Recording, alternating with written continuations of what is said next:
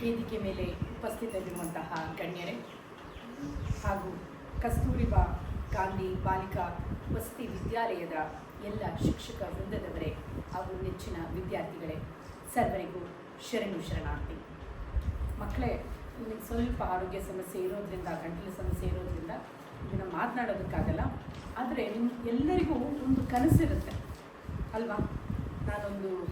ಒಬ್ಬರಿಗೆ ನಾನು ದೊಡ್ಡ ವೈದ್ಯರಾಗಬೇಕು ಅನ್ನೋ ಕನಸಿರುತ್ತೆ, ಒಬ್ಬರಿಗೆ ಇಂಜಿನಿಯರ್ ಆಗಬೇಕು ಅನ್ನೋ ಕನಸಿರುತ್ತೆ, ಒಬ್ಬರಿಗೆ ಲಾಯರ್ ಆಗಬೇಕು ಅನ್ನೋ ಕನಸಿರುತ್ತೆ, ಒಬ್ಬರಿಗೆ ಪೈಲಟ್ ಆಗಬೇಕು ಅನ್ನೋ ಕನಸಿರುತ್ತೆ, ಒಬ್ಬರಿಗೆ ವಿಜ್ಞಾನಿ ಆಗಬೇಕು ಅನ್ನೋ ಕನಸಿರುತ್ತೆ. ನಿಮ್ಮ ಎಲ್ಲ ಕನಸುಗಳು ನನಸಾಗಬೇಕಲ್ವಾ? ಎಲ್ಲರಿಗೂ ಇಷ್ಟ ಅಲ್ವಾ ಕನಸು ನನಸಾಗಬೇಕು ಅಂತ? ಅದಕ್ಕೆ ನಮ್ಮ ರಾಷ್ಟ್ರಪತಿ ಆದಂಥ APJ ಅಬ್ದುಲ್ ಕಲಾಂ ಹೇಳ್ತಾರೆ, ಡ್ರೀಮ್ ಡ್ರೀಮ್ ಡ್ರೀಮ್ ಅಂತ ಹೇಳ್ತಾರೆ. ಅಂದರೆ ಕನಸನ್ನು ಕಾಣಬೇಕಂತೆ. ಆ ಕನಸು ಎಲ್ಲಿವರೆಗೂ ಕಾಣಬೇಕು? ಅದು ಕಾರ್ಯರೂಪಕ್ಕೆ ಬರುವವರೆಗೂ ನಾವು ಕನಸನ್ನು ಕಾಣಬೇಕಂತೆ. ಆ ಕನಸನ್ನು ಏನು ಮಾಡಬೇಕು? ಕಾರ್ಯರೂಪಕ್ಕೆ ತರಬೇಕು. It has to come into an action ಅಂತ ಹೇಳ್ತಾರೆ. ಹಾಗೆ ನಿಮ್ಮ ಕನಸು ನನಸಾಗಬೇಕಾದ್ರೆ ಮುಖ್ಯವಾಗಿ ಒಬ್ಬರ ಕೃಪೆ ಆಶೀರ್ವಾದ ಬೇಕು. ಯಾರ ಆಶೀರ್ವಾದ? ದೇವರ ಆಶೀರ್ವಾದ ಬೇಕು ಅಲ್ವಾ? ಅಂದರೆ ನೀವು ಯಾವುದಾದ್ರು ಒಂದು ಕೆಲಸವನ್ನು ಮಾಡಬೇಕಾದ್ರೆ ಪರಮಾತ್ಮನ ಆಶೀರ್ವಾದ ಬೇಕು. ಆ ಆಶೀರ್ವಾದ ಬೇಕು ಅನ್ನೋದಕ್ಕೆ ನಾವೊಂದು ವಚನವನ್ನು ಹೇಳಿಬಿಟ್ಟು ನಾವು ಯಾವುದೇ ಕೆಲಸವನ್ನು ಪ್ರಾರಂಭ ಮಾಡಿದ್ರೆ ನಮ್ಮ ಆ ಕೆಲಸ ಏನಾಗುತ್ತೆ? ಸಂಪೂರ್ಣವಾಗಿ ಯಶಸ್ವಿಯಾಗುತ್ತೆ. ಆ ವಚನವನ್ನು ಎಲ್ಲರೂ ಒಂದ್ಸತಿ ಹೇಳ್ತೀರಾ ನನ್ನ ಜೊತೆ? ನೀನೊಲಿದಡೆ ಕೊರಡು ಕೊನರುವುದಯ್ಯ, ನೀನೊಲಿದಡೆ ಬರಡು ಅಯನವುದಯ್ಯ, ನೀನೊಲಿದಡೆ ವಿಷವೆಲ್ಲ ಅಮೃತಬಹುದಯ್ಯ, ನೀನೊಲಿದಡೆ ಸಕಲ ಪಡಿ ಪದಾರ್ಥ ಇದಿರಲಿಪ್ಪುವು ಕೂಡಲ ಸಂಗಮ ದೇವ. ಪರಮಾತ್ಮನ ಆಶೀರ್ವಾದ ಇದ್ರೆ ಒಂದು ಬರಡು ಭೂಮಿ ಕೂಡ ಏನಾಗುತ್ತೆ? ಒಂದು ಫಲವತ್ತಾದಂತಹ ಭೂಮಿ ಆಗುತ್ತೆ ಅಲ್ವಾ? ವಿಷ ಕೂಡ ಏನಾಗುತ್ತೆ? ಅಮೃತವಾಗುತ್ತೆ ಅಲ್ವಾ? ಹಾಗೆ ನಿಮ್ಮ ಕನಸುಗಳು ಕೂಡ ನನಸಾಗಬೇಕು ಅಂದರೆ ನೀವೇನು ಮಾಡಬೇಕು? ಚೆನ್ನಾಗಿ ಓದಬೇಕು. ಓದಬೇಕಂದ್ರೆ ನಿಮ್ಗೆ ಏನಿರಬೇಕು? ಮೊದಲು ಒಂದು ಡೆಡಿಕೇಶನ್ ಇರಬೇಕು, ಶ್ರದ್ಧೆ ಭಕ್ತಿ ಇರಬೇಕು. ಯಾವಾಗಲೂ ಕೂಡ ಏನಾದರೂ ಒಂದು ಗುರಿಯನ್ನು ಇಟ್ಕೊಂಡ್ರೆ ಅದನ್ನು ಸಾಧಿಸೋವರೆಗೂ ನೀವು ಛಲವನ್ನು ಬಿಡಬಾರ್ದು. ಆತ್ಮವಿಶ್ವಾಸ ಅಕ್ಕ ಆಗಲೇ ಹೇಳ್ಕೊಟ್ರು. ಹಿಂದೆ ಯಾರಿರಬೇಕು? ಗುರು ಇರಬೇಕು. ಮುಂದೆ ಯಾರಿರಬೇಕು? ಗುರಿ ಇರಬೇಕು. ಗುರಿ ಇಲ್ಲ ಅಂತಂದರೆ ನಮ್ಮ ಜನ್ಮ ಒಂದು ಸಾರ್ಥಕ ಆಗೋದಿಲ್ಲ ಅಲ್ವಾ?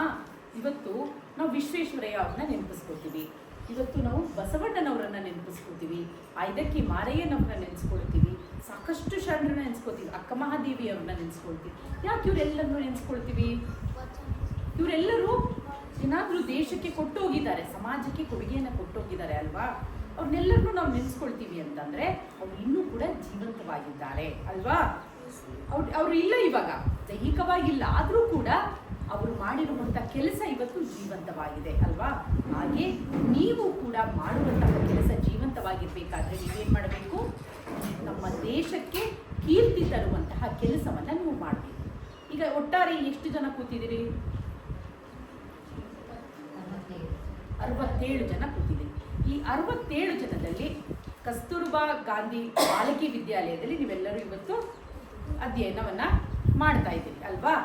ಈ ಒಂದು ಶಾಲೆಗೆ ಕೀರ್ತಿಯನ್ನು ತರುವಂತಹ ಕೆಲಸವನ್ನು ಎಷ್ಟು ಜನ ಮಾಡ್ತೀರಿ ಅನ್ನೋರು ಕೈ ಎತ್ತಿ. ದೃಢ ವಿಶ್ವಾಸ, ಆತ್ಮವಿಶ್ವಾಸ ಇದ್ರೆ ಏನು ಬೇಕಾದ್ರೂ ಸಾಧಿಸ್ಬೋದು. ಯಾವ ಒಂದು ವಿಭಾಗದಲ್ಲೂ ಕೂಡ ಸಾಧಿಸ್ಬೋದು. ಒಬ್ಬರು ಕಲೆಯಲ್ಲಿ ಸಾಧಿಸ್ಬೋದು, ಒಬ್ಬರು ನೃತ್ಯದಲ್ಲಿ ಸಾಧಿಸ್ಬೋದು, ಒಬ್ಬರು ಸಂಗೀತದಲ್ಲಿ ಸಾಧನೆ ಮಾಡ್ಬೋದು. ವೆರಿ ಗುಡ್ ಮಕ್ಕಳೇ, ಕೈ ಕೆಳಗಡೆ ನಿಲ್ಲಿಸಿ. ಬಹಳ ಖುಷಿ ಆಗುತ್ತೆ ಇಂತಹ ಒಳ್ಳೆ ಕೆಲಸವನ್ನು ಮಾಡಿ. ನಾನು ಹೇಳೋದೇನು ಅಂದರೆ ಪ್ರತಿಯೊಬ್ಬರು ತಿಳ್ಕೋಬೇಕು, ನಮ್ಮ ಒಂದು ಸಿಗ್ನೇಚರ್ ಆಟೋಗ್ರಾಫ್ ಆಗಿ ಮಾರ್ಪಾಡಾಗಬೇಕು. ಅದಕ್ಕೆ ಹೇಳ್ತಾರೆ success is when your signature changes to autograph ಅಂತ APJ ಅಬ್ದುಲ್ ಕಲಾಂ ಅವರು ಹೇಳ್ತಾರೆ. ಈ ಒಂದು ವಾಕ್ಯವನ್ನು ನಾನು ಸದಾ ಸ್ಮರಿಸ್ತಾ ಇರ್ತೀನಿ. ಯಾವತ್ತು ನಾವು ಸಾಧನೆ ಮಾಡಿದ್ದೀವಿ ಅಂತ ಅನ್ಸುತ್ತೆ ಅಂತ ಅಂದಾಗ ನಮ್ಮ ಹತ್ರ 4-6 ಜನ ಬಂದು ಒಂದು ಆಟೋಗ್ರಾಫ್ ಹಾಕ್ತೀರಾ ಅಂತ ಕೇಳಿದಾಗ ಪರವಾಗಿಲ್ಲ, ನಾನು ಕೂಡ ಈ ದೇಶಕ್ಕೆ ಏನಾದರೂ ಒಂದು ಒಳ್ಳೆಯ ಕೆಲಸವನ್ನು ಮಾಡಿದ್ದೀನಿ ಅಂತ ನಮಗೆ ಅನಿಸುತ್ತೆ. ಅಂತಹ ಒಂದು ಒಳ್ಳೆಯ ಕೀರ್ತಿವಂತಹ ಮಕ್ಕಳು ನೀವೆಲ್ಲರೂ ವಿದ್ಯಾರ್ಥಿಗಳಾಗಬೇಕು, ಪ್ರಜೆಗಳಾಗಬೇಕು. ಈ ದೇಶಕ್ಕೆ ಒಳ್ಳೆಯದನ್ನು ಮಾಡಿ ನೀವು ಕೂಡ ಒಳ್ಳೆಯದನ್ನು ಸಂಪಾದನೆ ಮಾಡಿ ಈ ದೇಶಕ್ಕೂ ಒಳ್ಳೆಯ ಕೊಡುಗೆಯನ್ನು ಕೊಟ್ಟು ನಮ್ಮ ಜೀವನವನ್ನು ಸಾರ್ಥಕ ಮಾಡಿಕೊಳ್ಳೋಣ ಅಂತ ಹೇಳ್ತಾ ನನಗೆ ಅವಕಾಶವನ್ನು ಮಾಡಿಕೊಟ್ಟಂತಹ ಮುಖ್ಯ ಶಿಕ್ಷಕರಿಗೆ ಹಾಗೂ ಎಲ್ಲ ನೆಚ್ಚಿನ ವಿದ್ಯಾರ್ಥಿಗಳಿಗೆ ಮತ್ತೊಮ್ಮೆ ಶರಣ. ನಮ್ಮೊಂದಿಗೆ ಮಾತಾಡಿದ ಶ್ರೀಮತಿ ರೂಪಾ ಕುಮಾರಸ್ವಾಮಿ ಮೇಡಮ್ ರವರಿಗೆ ಧನ್ಯವಾದಗಳು. ಮುಂದಿನ ಕಾರ್ಯಕ್ರಮ ಅಧ್ಯಕ್ಷರ ಭಾಷಣ. ನಮ್ಮ ಶಾಲೆಯ ಮುಖ್ಯ ಶಿಕ್ಷಕರಾದ ಅಂಬಿಕಾ ಮೇಡಮ್ ರವರು ಮಾತಾಡಬೇಕೆಂದು ಕೋರುತ್ತೇನೆ. ಎಲ್ಲರಿಗೂ ನಮಸ್ಕಾರ.